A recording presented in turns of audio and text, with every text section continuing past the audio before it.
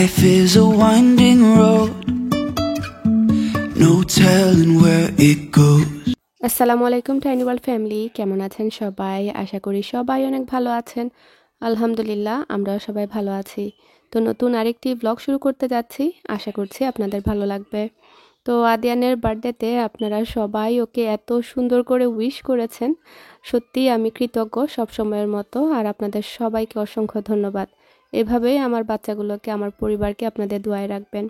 তো আদিয়ানের বার্থডে কিন্তু কন্টিনিউ চলছে। তো ওর জন্য স্পেশাল হচ্ছে স্যামন ফিশটা বেক করেছিলাম, ফ্রাই করেছি অ্যাকচুয়ালি। তারপর এখানে পিঠা ভাজি করেছি, আম্মা চুই পিঠা নিয়ে এসেছিলেন, তো ওইটা কেটে আর কি সকালের নাস্তাটা করেছিলাম। আপনাদের সাথে আর শেয়ার করিনি, সকালবেলা একটু তাড়াহুড়ার মধ্য দিয়েই চলে গিয়েছে। আর এখন আমরা একটু বাইরে যাব, আর এখানে আমার শাশুড়ির জন্য একটু ডাল ভাজি বা ডাল ভুনা টাইপের একটা করব আর কি। আর আমরা যাব হচ্ছে বাইরে একটু খাওয়ার জন্য। আদিয়ান চায় যে ওর বার্থডে উপলক্ষে পুরো সপ্তাহ মানে একটু ওর স্পেশাল ফিল করুক। আসলে ছোট মানুষ আর বড় বাচ্চা যেহেতু, মানে প্রথম বাচ্চা যেহেতু, ওকে আমরা একটু বেশি আহ্লাদ করে করে স্পয়েল করে ফেলেছি, এটা বলতে পারি। আমি ওকে যেরকম ট্রিট করেছি, আসলে ফালাক আজরাকে এত মানে ভিআইপি ট্রিটমেন্ট করার সুযোগও পাইনি। তো এই তো আমরা বাসার পাশেই, এটা বাসার পাশে বললে ভুল হবে, এত বেশি পাশেও না, একটু দূরে 10-15 মিনিট দূরে আর কি। তো জারজুর নামে একটা অ্যারাবিক রেস্টুরেন্ট আছে, এটাতে আমরা প্রায়ই আসি। তো মনে করেন এটা মনে হয় আমাদের 5th or 6th টাইম আসা। নর্মালি দেখা যায় আমরা রেস্টুরেন্ট রিপিট করি না, আনলেস যদি বেশি ভালো খাবার না হয়। তো অ্যারাবিক ফুডের মধ্যে এখানকার খাবার সত্যি অনেক মজার। তবে আজকে আমরা একটু ডিসঅ্যাপয়েন্টেড ছিলাম ওদের সার্ভিস নিয়ে, কারণ যে কি বলে, অনেক মানুষ ছিল আর একটু সব কিছু কেমন যেন স্লো ছিল, ওরা এত বেশি খেয়াল করতে পারেনি, মানে নর্মালি যেরকমটা করে আর কি। আর এখানে প্যারিস পেস্ট্রি থেকে আদিয়ানের বাবা 2টা একদম এই যে স্ট্রবেরি আর কুনাফার যে দুবাই ভাইরাল চকলেটের ফ্লেভারে, সেটা নিয়েছে ডিজার্ট আর কি। তো আমরা সবাই মিলে একটা খেয়েছি আর ও একটা কমপ্লিট খেয়েছে, ওর এত ভালো লাগে। আমি ওই দিন নিয়ে গিয়েছিলাম বাসায়, আর এটার পরে ওর এত ভালো লেগেছে, তো বলছে যে না, আজকে আমি একটা পুরোটা আমি খাবো। আমি বললাম আচ্ছা ঠিক আছে। ও কিন্তু সুইট লাভার, আর খুব বেশি পছন্দ করে মিষ্টি জাতীয় খাবার আর কি। তো ওদেরকে নিয়ে এখন আমরা চলে এসেছি একটা বোলিং প্লেসে, কারণ আগামীকালকে আদিয়ান যাবে হচ্ছে আদিয়ানের সব ফ্রেন্ডদের সাথে ওর বার্থডে সেলিব্রেট করতে। আর বাচ্চারা যাবে না, আমিও যাব না, শুধু ওর বাবা ওকে নিয়ে যাবেন, আর ওর ফ্রেন্ডের বাবারা ওর ফ্রেন্ডদেরকে নিয়ে আসবে আর কি। তো আমরা ভাবলাম যেহেতু আমরা যাব না আগামীকালকে, তাহলে আমরাই মানে একটু ফান করে ফেলি। একটা সময় ছিল এই বোলিংটা আমাদের মানে খুবই ফেভারেট একটা জায়গা ছিল। দেখা যেত কেউ ঘুরতে আসলে বা ফ্রেন্ড সার্কেল মিলে হ্যাং আউট করার জন্য প্রায়ই আমাদের যাওয়া হতো। আর করোনার পর থেকে কেন জানি না সব কিছু ওলটপালট হয়ে গিয়েছে। করোনার সময় তো এগুলো পাবলিক প্লেসগুলো বন্ধ হয়ে গিয়েছিল, আর এর পরে তো সব কিছু মিলিয়ে সামহাও মাথা থেকেও চলে গিয়েছে যে এখানে যাব বা যাওয়া যাবে এরকম আর কি। তো অনেক দিন পর আসলাম, আর খুবই খুবই ভালো লাগছিল, আর একদম নস্টালজিক হয়ে যাচ্ছিলাম। বুশরার সাথে গল্প করছিলাম, তো বলছিল আপু আমার মনে আছে লাস্ট আমিও ছিলাম তোদের সাথে। আমি বললাম হ্যাঁ। পরে আমার কাজিনটাও এসেছিল, তো মানে ভাল লাগতো আসলে। আমি যখন ফার্স্ট আমেরিকায় আসি, আমার এখনও মনে আছে, আমি মনে হয় সালোয়ার কামিজ পরা ছিল, তারপরে এই শুগুলো রেন্ট করতে হয় এখানে আলাদা, পার পারসন হচ্ছে টাকা দিতে হয় মনে হয় কত করে, এক একটা এরিয়াতে এক এক রকম, মানে এক এক সরি বোলিংয়ের মানে জায়গায় আর কি এক এক রকম, মনে হয় $15 or $16 এরকম। আর জুতা মনে হয় আরও $4-5 রেন্ট করতে হয় আর কি, মাস্ট পার পারসন আর কি। আর এই যে এখানে মধ্যে স্কোর দেখা যায় প্রত্যেক পারসনকে 2বার চান্স পায় আর কি। তো দুইবার করে তারপরে পরে স্পেয়ারও দেয় একবার, মানে ফার্স্ট হচ্ছে আপনি বোলিং করবেন, দেন সেকেন্ডটা হচ্ছে স্পেয়ার।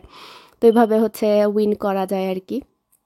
আর এই বলের মধ্যে হচ্ছে আপনার হেভি, লাইট, মিডিয়াম, মানে 3 রকমের বল আছে, লার্জ, এক্সট্রা লার্জ আর স্মল এরকম আর কি।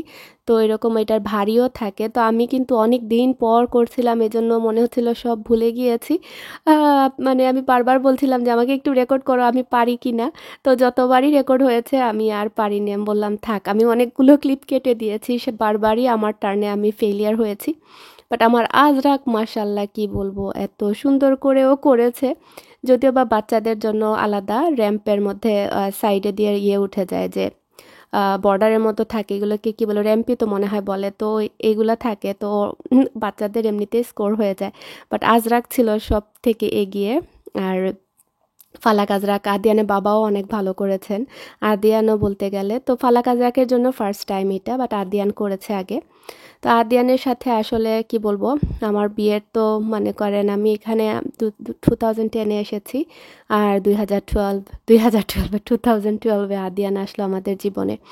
তো বলা হয় যে প্রথম বাচ্চা মানুষের জীবনের সব থেকে মানে মূল্যবান সময়গুলোতে থাকে, যত চড়াই উতরাই সব কিছু বড় বাচ্চারা এক্সপিরিয়েন্স করে মা বাবার সাথে। আমি কিন্তু আমার আদিয়ানকে নিয়ে স্কুলে পড়াশোনাও করেছি এই দেশে, আমি হয়তো বা এটা বলেছিও, কিন্তু মাশাল্লাহ আদিয়ান অনেক লক্ষ্মী একটা বাচ্চা ছিল। ওকে দেখা যেত যে আমি কিন্তু আমার পুরো নার্সিং স্কুল ওকে নিয়ে মানে শেষ করেছি। আর অনেক জিনিসই আল্লাহ আমাকে আদিয়ানের থ্রুতে দিয়েছেন, বলতে গেলে আদিয়ান আমার জন্য একটা ব্লেসিং। আর প্রথম বাচ্চা তো, আজকে প্রসঙ্গটা হচ্ছে আমার ব্লগের যে প্রথম বাচ্চা।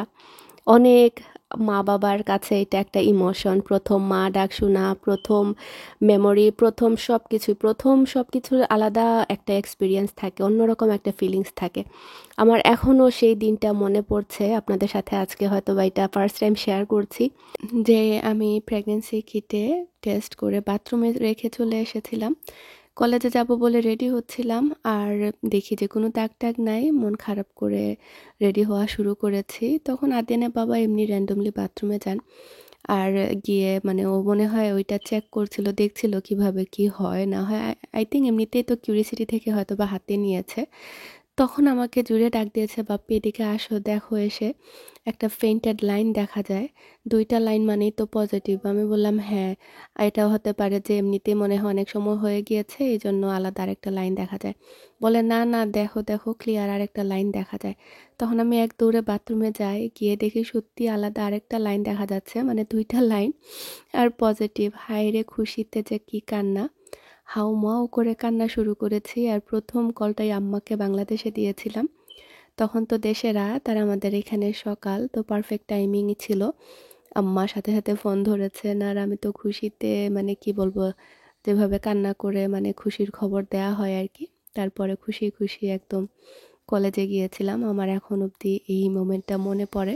আর ওই দিনই মজার একটা ঘটনা ঘটে, যেটা হচ্ছে কলেজ থেকে বাসায় ড্রাইভ করছিলাম, আর আমার বোয়াল মাছ দিয়ে পাতলা ঝোল খাওয়ার জন্য এত ক্রেভিং হচ্ছিল, বলে বোঝাতে পারবো না, মনে হচ্ছিল এখনই খাবো এরকম অবস্থা। এটা কিন্তু এর আগের দিনও মানে টেস্ট করার আগের দিনও হয়েছে, এর আগের দিনও এরকম হয়েছে। শুধুই মানে বাসায় আসার পথে মনে হতো যে ঘরে গিয়ে যদি পাতলা ঝোল করে বোয়াল মাছ দিয়ে খেতে পারতাম। তো আদিয়ানের বাবাকে বলেও দিয়েছিলাম যে একটা বোয়াল মাছ নিয়ে আসতে, ও নিয়ে এসেছিল। আর ওই দিন আমার বাসায় আমার একটা ভাগনা বউও বেড়াতে গিয়েছিল, মানে আগের দিনকার কথা বলছি। তো ও বলছিল যে দেখো তুমি টেস্ট করে তোমার এত ক্রেভিং হচ্ছে, ও মজা করছিল আর কি। আর পরের দিনই সত্যি পজিটিভ আসে, তো আমার এখনও মনে হলে তো তারপরে তো খুশি হয়ে কলেজে গেলাম। তারপরে আরেকটা টেস্ট এনে আমি বললাম যে না, আমি একদম মানে আবার শিওর হতে চাই, দেন আরেকটা কিট এনে তারপরে টেস্ট করে তো শিওর হলাম আলহামদুলিল্লাহ। আর তো শুরু হলো জার্নি, বমি আর নাকে গন্ধ। মানে আদিয়ানের সময় যে স্মেলটা ছিল এটা মানে অতিরিক্ত পরিমাণে, আমি লন্ড্রি করতে পারতাম না, পেঁয়াজ কাটতে পারতাম না, ফ্রিজ খুললে গন্ধ, ডিশওয়াশার খুললে গন্ধ, মানে কি যে একটা গন্ধ নাকে লাগতো, মানে বমি করতে করতে আমার অবস্থা কাহিল।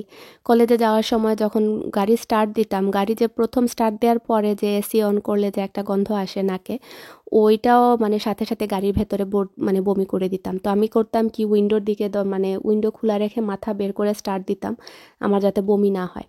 আর ক্লাস করেছিলাম, আমার মনে আছে বায়োলজি এখানে নিয়েছিলাম, আর বায়োলজি ক্লাসে একটা বিড়ালের মানে ওই যে কি করতে হয় যে, আল্লাহ আমি এখন মুখ দিয়েও আসছে না, বিড়াল কাটার মানে ডাইসেক্ট করা আর কি ছিল। তো আমার এখনও মনে আছে, আমি ওইটা আর করিনি। আমার প্রফেসরটা এত ভালো ছিল, আমাকে বলছিল যে তুমি রিটেনটা করে ফেলো, আর ভিডিও করে মানে ভিডিও দেখলেই হবে, তোমাকে কাটতে হবে না। কারণ আমি প্রত্যেকটা ক্লাসে গিয়ে বমি করতাম, মানে একটু পরপরই আমি উইন্ডোর দরজার সামনে যে সিটটা থাকতো সেখানে বসতাম। তো আমার টিচারকে বলাই ছিল যে আমি ওইরকম প্রেগনেন্ট আর আমার বমি হয়, সো এটা কনসিডার করেছিল। কারণ ডোর লাগিয়ে তারপরে ক্লাস করানো হতো, কিন্তু আমার জন্য দরজাটা খোলা রাখা হতো, আর আমি যাতে দৌড় তুলে বের হয়ে যেতে পারি। আর গিয়েই যে পানির যে ফাউন্টেন থাকে সেখানে গিয়েই বমি, হায় রে বমি। এখনও মনে পড়লে এক একটা দিন মনে হয়। 3 মাস পর্যন্ত বিশ্বাস করবেন কিনা সল্টিন ক্র্যাকার্স খেয়ে আমি ছিলাম, মানে এই দেশে যে সল্টিন ক্র্যাকার্সগুলো পাওয়া যায় সেগুলো, আর কিছুই খাইনি। আর হঠাৎ মনে করেন যেদিন একটু ভালো লাগতো তখন সাবওয়ে আনতো আদিয়ানের বাবা, টুনা সাবওয়ে যেটা, তো ওইটা খেতাম। বেচারাও আমার সাথে কষ্ট করেছে, কোনো খাওয়া দাওয়া মানে এরকম করতে পারেনি, বাইরে থেকে এনে এনে খেয়েছে আর কি। এরকমই চলেছে আমাদের সংসার।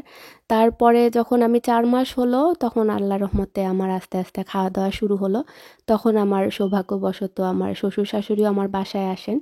আসলে আমি তো ছোট, তো আমার বাসায় আসার ওইরকম মানে কোনো ইয়েই ছিল না। আমার শাশুড় হঠাৎ করেই অসুস্থ হয়ে পড়ে আর আমাদের বাসায় ওনাকে নিয়ে আসা হয়। উনিও অসুস্থ, আমার শ্বশুর শাশুড়ি দুজনই আসলে বয়স্ক মানুষ। তো আলহামদুলিল্লাহ তারপরও যতটুকু পেরেছি করেছি। আর এই তো পুরো প্রেগনেন্সি উনারা আমার সাথে ছিলেন। তারপরে তো আত্মীয় স্বজন যাওয়া আসা, তারপরে স্কুলে পড়াশোনা। অবশ্য আমি একটা ক্লাস ড্রপ করি, 3টা ক্লাস ছিল আমার মনে আছে। বায়োলজি ক্লাস তো শেষ করলাম, তারপরে সেমিস্টারে আমি নিয়েছিলাম অ্যানাটমি, ফিজিওলজি, তারপরে সাইকোলজি, তারপরে হচ্ছে ম্যাথ। তাও ম্যাথ যেটা আমি এখনও মনে আছে ক্যালকুলাসের ক্লাস ছিল। তো সব মিলিয়ে আমি কুলাতে পারিনি, তো 2টা ক্লাস রেখেছিলাম, একটা ড্রপ করে দিয়েছিলাম। তো আল্লাহ তালা এভাবেই পুরো প্রেগনেন্সি পার করেছেন। আমি একদম ডিসেম্বরের 25 তারিখ আদিয়ানের জন্ম হয়, আর আমি ডিসেম্বরের 17 তারিখ পর্যন্ত ক্লাস করি। তাও একদম আমার বাসা থেকে 30 মিনিট ড্রাইভ করে যাওয়া লাগতো। আর 3 তলার উপরে ক্লাস থাকতো, কখনো এলিভেটর পেতাম, কখনো আবার সিঁড়ি বেয়ে একদম উপরে উঠতাম এরকম। আর তো প্রত্যেক দিনই এটা সেটা আত্মীয় স্বজন মানে লাগানো থাকতো। তো সব মিলেই মানে প্রেগনেন্সিটা গিয়েছে। তারপরে তো আদিয়ান আমার 2 উইকস আর্লি হয়ে গিয়েছিল। আমার জানুয়ারির 9 তারিখে মনে হয় ওর ইয়ে ছিল ডিউ ডেট। হ্যাঁ, জানুয়ারির 9 তারিখে ওর ডিউ ডেট ছিল, আর আমি তো 25 তারিখে হয়ে গেল।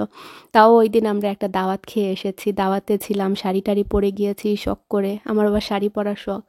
তো ওই দিন রাত্রে এসে শুয়েছি, আর হঠাৎ করেই আমার ওয়াটার ব্রেক হয়, আর ওই দিনই হসপিটালে যাই।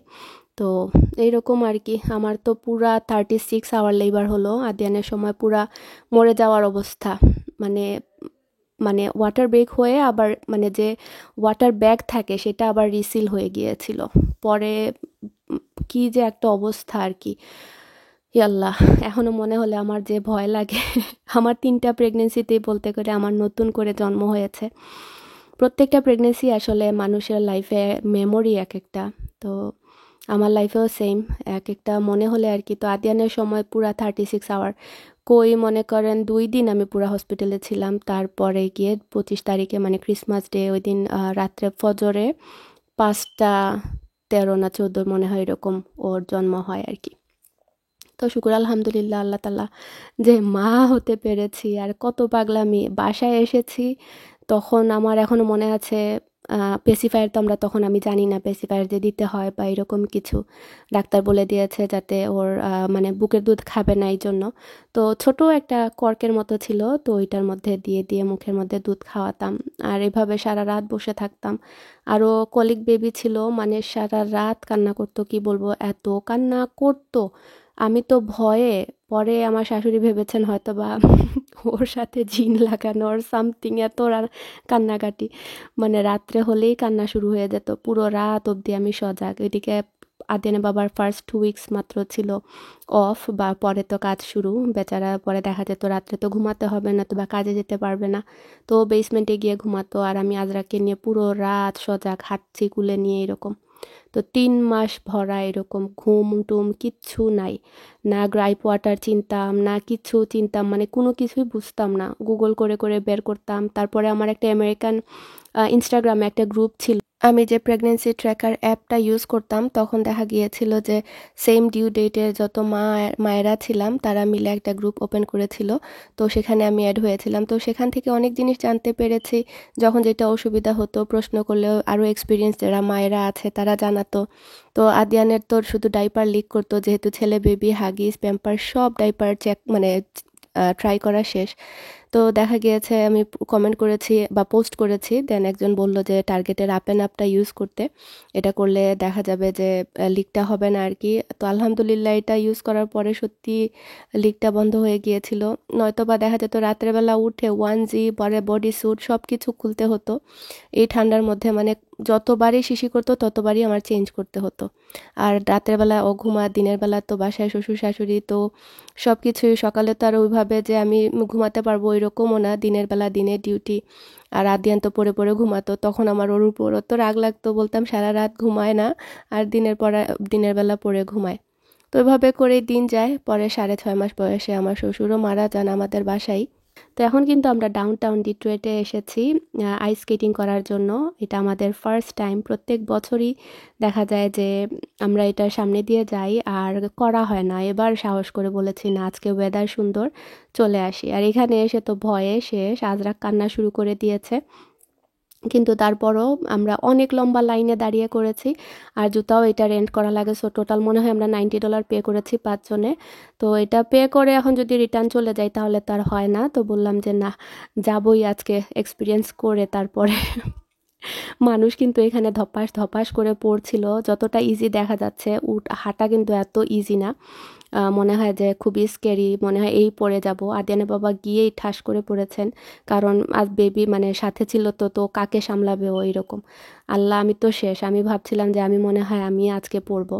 তো ফার্স্ট টাইম আজরাক গিয়ে কান্না করে আদিয়ানের বাবা ওকে নিয়ে বের হয়ে গিয়েছেন, মানুষ হেল্প করেছে। মানুষ এত ভালো এখানের, আমরা তো রেলিং ধরে ধরে ধরে ধরে হেঁটেছি, আমি আর আজরাক, বিশেষ করে সেকেন্ড টাইম যখন আজরাক রাজি হয়েছে করতে, তখন তো সবাই শুধু গুজ্জাপ গুজ্জাপ করছিল, আর আমি তো আস্তে আস্তে ওকে ধরছিলাম এক হাতে আর আমি করছিলাম এক হাতে, মানে পুরোটা শরীরে ভার আমার ওই রেলিংয়ের উপরে। আর আমার ফালাক তো মাশাল্লাহ, ও হচ্ছে অ্যাথলেটিক ওর বাবার মতো। তো ও কিন্তু ওর বাবাকে নিয়ে 2 থেকে 3 বার মনে হয় চক্কর দিয়েছে। তো আমার খুব ইচ্ছে ছিল যে ফ্রি হ্যান্ড একদম করব, কিন্তু বাচ্চারা সাথে থাকলে ওইভাবে পারা যায় না। যেমন আমি আজরাককে নিয়ে এক চক্কর দিয়েই টায়ার্ড হয়ে বের হয়ে পড়েছে, আমার কোমর ব্যথা শুরু হয়ে গিয়েছিল। ফাইনালি আমরা বের হয়েছি, জুতা পরার জন্য মানে খুলে দিয়ে আসতে হয়েছে, সো অনেক লম্বা লাইন, সবাই হাংরি হয়ে গিয়েছে। আর এত ভালো লেগেছে, প্রত্যেকটা মানুষ এত উৎসাহ দিয়েছে। আমি তো আজরাককে ধরে ধরে সেকেন্ড টাইম আবার গেলাম, আর সবাই বলছিল good job good job, let's go let's go let's go. মানে এত সুন্দর প্রত্যেকটা মানে মানুষ এখানে তো ধরা চারপাশে শুধু বলছিল you are doing great good job. এই যে এইভাবে, এই যে এখানে মানুষ দেখতে পাচ্ছেন এরকম পুরো সার্কেল করে সবাই দাঁড়িয়ে। তো এখানে ডিয়ারবর্ন পাশেই ছিল, তো 15 মিনিটের ড্রাইভ, কিন্তু এখন মোস্ট অফ দ্য রেস্টুরেন্ট বন্ধ, অনেক রাত হয়ে গিয়েছে, অলমোস্ট 12টা বাজে। তো এটা প্যারাডাইস ক্যাফে নামে একটা রেস্টুরেন্ট ডিয়ারবর্নে। আজ অনেক দিন ধরে টিকটকে, ফেসবুকে, ইনস্টাগ্রামে সব জায়গায় দেখি, ফ্রেন্ড সার্কেল থেকে শুরু করে বা এমনিতেই ফুড রিভিউয়ার যারা আছে সবাই এখানে গিয়েছে, আমার আর যাওয়া হয়নি। তো ফাইনালি আমার আসা হলো। তো এসে ডেকোরেশন দেখে খুবই ভালো লেগেছে, তবে ফুড বলবো মোটামুটি ছিল।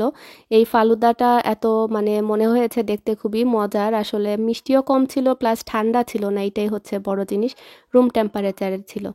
আর এই চিকেন ললিপপগুলো ওরা একটু পাকোড়া টাইপের করেছে, নর্মালি চিকেন ললিপপ যেভাবে আমরা জুসি বা সসি থাকে ওই রকমটা না, একটু ড্রাই টাইপের। তবে এই বার্গারটা আবার আদিয়ানের খুব মজা ছিল, একটা বাইট আমি নিয়েছি। এটা হচ্ছে বাটার চিকেন বার্গার, আর এটা হচ্ছে হায়দ্রাবাদি স্ট্রিট স্টাইল দাম বিরিয়ানি, চিকেন বিরিয়ানি, এটা অর্ডার করেছিলাম। এগুলো কিন্তু হালাল এখানে। আর অর্ডার করেছিলাম বাটার চিকেনের পিৎজাটাও অনেক মজা ছিল, আমি বাসায় আম্মার জন্য নিয়ে এসেছিলাম, উনি খেয়ে অনেক পছন্দ করেছেন। তো আজকের মতো এতটুকুই, সবাই ভালো থাকবেন, আসসালামু আলাইকুম।